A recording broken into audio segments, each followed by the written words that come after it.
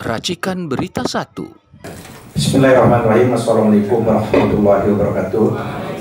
Bapak Ibu yang saya hormati, bangsa kita ini kalau kita ukur hari ini kan 80 tahun kita merdeka. 80 tahun kalau diukur dalam konteks manusia sudah akan berakhir. Sudah hampir.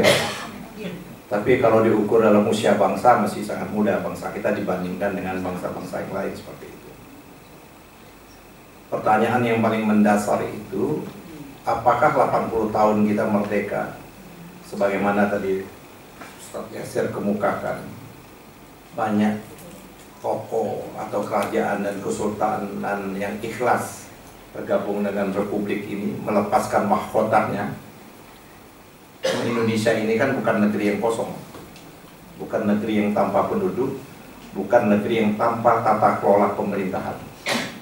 Negeri yang sudah teratur, negeri yang punya tata kelola pemerintahan, dan negeri yang punya peradaban.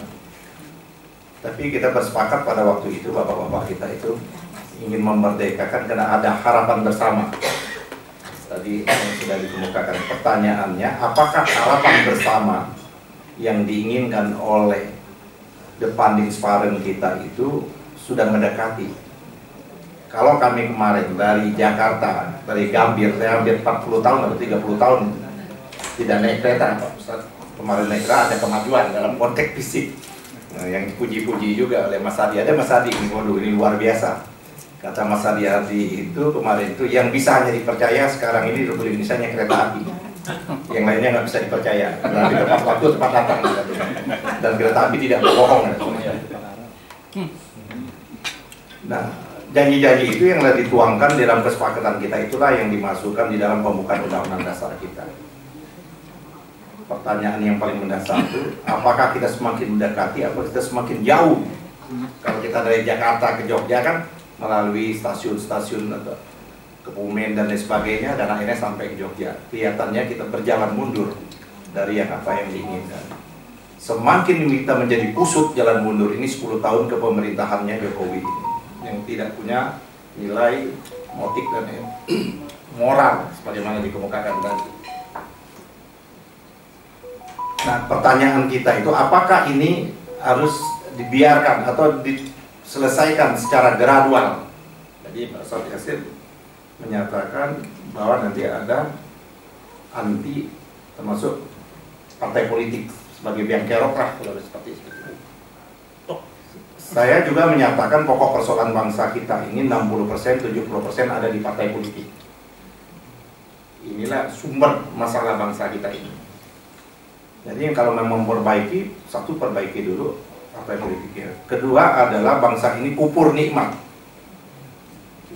Begitu banyak nikmat yang diberikan oleh Allah, tapi nikmat itu tidak digunakan sebagaimana mestinya. Kita kan masih miskin raya, kan di luar batas jangkauan.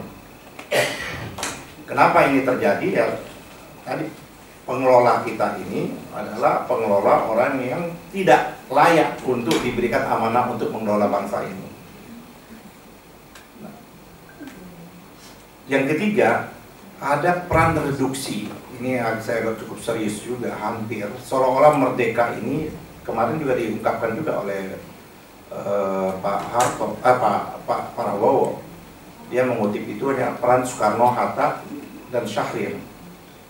Dia tidak pernah menyebutkan peran pendidikan moral, etika moral, bagaimana Ki Bagus Hadikusumo yang bolak-balik di Jogja, Jakarta, di badan penyelidikan itu, bagaimana membingkai negara yang akan merdeka itu dengan nilai-nilai etik dan moral. Abu Salim dan lain sebagainya itu semakin tenggelam. Seolah-olah persoalan bangsa kita ini hanya diselamatkan dengan nilai-nilai material seperti itu. Nah, ini menjadi pertanyaan serius. Kenapa ini ada juga keseriusan sejarah untuk menghapus jejak-jejak sejarah dari peran orang yang pernah hadir di Republik ini. Itulah yang sekarang ini yang coba dikembalikan oleh Pak Gizon sesungguhnya. Kita dalam konteks itu saya menyetujui apa yang ingin ditulis ulang. Tidak akan pernah ada bangsa Indonesia ini kalau tidak ada umat Islam. Yang mengikat Indonesia ini adalah umat Islam. Peran umat Islam itu jauh luar biasa. Tapi dari setiap episode kepemimpinan umat Islam ini selalu disingkirkan, selalu tidak diberikan peran dan tempat. Justru sesungguhnya dengan nilai-nilai ajaran Islam itulah Indonesia ini bisa diselamatkan seperti itu, nilai-nilai keadilan dan sebagainya. Nah, hari ini memang kalau Bang Said Didu sudah mungkin kesimpulan masih 3/4, belum sampai full, ya kan, belum, atau masih setengah kalau Bang Said Didu. Kalau pidato udah full. Ya. Pidato sudah full. Masih 30%. Kalau saya agak naik sedikit lah dari Bang Said Didu. Dalam langkah-langkah tertentu, kalau kita lihat Pak Prabowo ini sudah oke, langkah-langkah tertentu, ya kan, sudah oke lah seperti itu.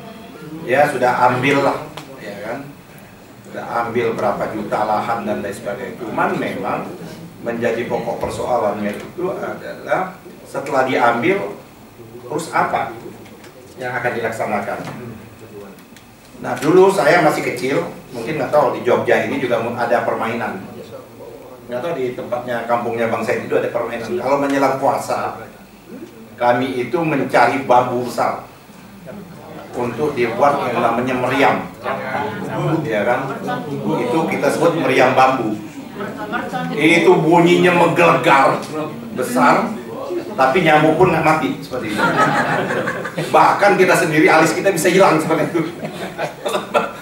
Saya tidak tahu apakah yang dimaksud dengan tadi itu pidato itu masih seperti yang namanya meriam bambu atau tidak, saya nggak tahu. Silakan kita tafsir masing-masing. Nah, memang problemnya begitu banyak. Problem kita begitu banyak, tidak hanya sesederhana mungkin. Problem begitu banyak ini adalah akibat 10 tahun dipimpin oleh Jokowi. Bahkan kalau mau ditarik 10 tahun juga dipimpin oleh SBY. Jadi 20 tahun yang terjadi ini. Dan puncaknya memang apakah 10 tahun yang dipimpin oleh Jokowi dan 10 tahun dipimpin oleh SBY sebagaimana tadi dikemukakan oleh Bang Ihsan itu bisa diselesaikan secara gradual? Nah, ini pertanyaan saya, apakah bisa diselesaikan secara gradual? Tadi kalau teorinya Pak Kiai tadi yang ada Singosari tadi, ya kan? Singosari itu ada Ken Arok yang muncul, ya kan, di dalamnya. Apakah bisa teori itu menyelesaikan yang usut kita udah luar biasa, kesemrautannya sudah luar biasa, ketimpangannya udah kompleks betul, hanya bisa diselesaikan secara gradual seperti itu. Kalau bisa diselesaikan secara gradual, apakah kita tidak mengulangi sebagaimana terjadi pada waktu reformasi?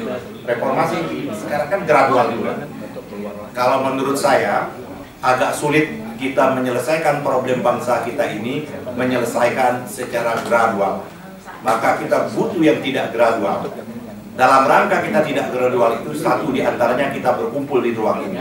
Saya kira itu saja yang ingin saya sampaikan. Terima kasih. Assalamualaikum warahmatullahi wabarakatuh.